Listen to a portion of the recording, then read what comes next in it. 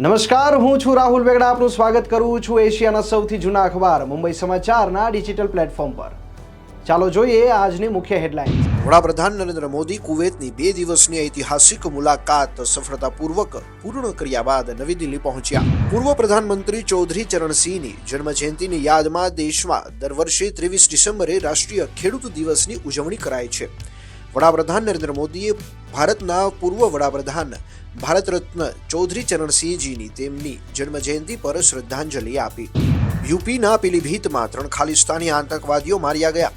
આતંકવાદીઓ પાસેથી 2 AK-47 અને 2 ગ્લોક પિસ્તોલ મળી આવી છે. પંજાબ પોલીસ અને યુપી પોલીસની સંયુક્ત કામગીરી. કોંગ્રેસ નેતા રાહુલ ગાંધી મહારાષ્ટ્રના પરભણી જવા રવાના થયા.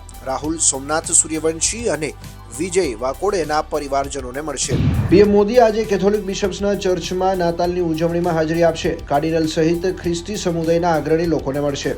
પુણેમાં મોટો અકસ્માત, ફૂટપાથ પર સૂઈ રહેલા લોકોને ડમ્પર ટ્રકે કચડ્યા, 3ના મોત. વાઘોલી ચોક વિસ્તારની ઘટનામાં એક બાળક સહિત 3ના મોત થયા છે. ખ્યાતિ હોસ્પિટલ કાંડ બાદ ગુજરાત સરકાર એક્શનમાં. આજે PMJY યોજના મુદ્દે નવી SOP જાહેર થશે. આરોગ્ય મંત્રી ઋષિકેશ પટેલ જાહેર કરશે નવી SOP.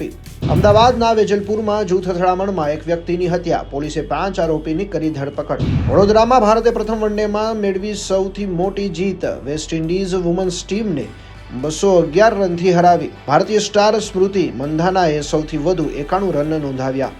તો આ હતી આજની મુખ્ય હેડલાઇન્સ. વધુ સમાચાર અને મહત્વની અપડેટ્સ માટે જોતા રહો મુંબઈ સમાચારનું ડિજિટલ પ્લેટફોર્મ.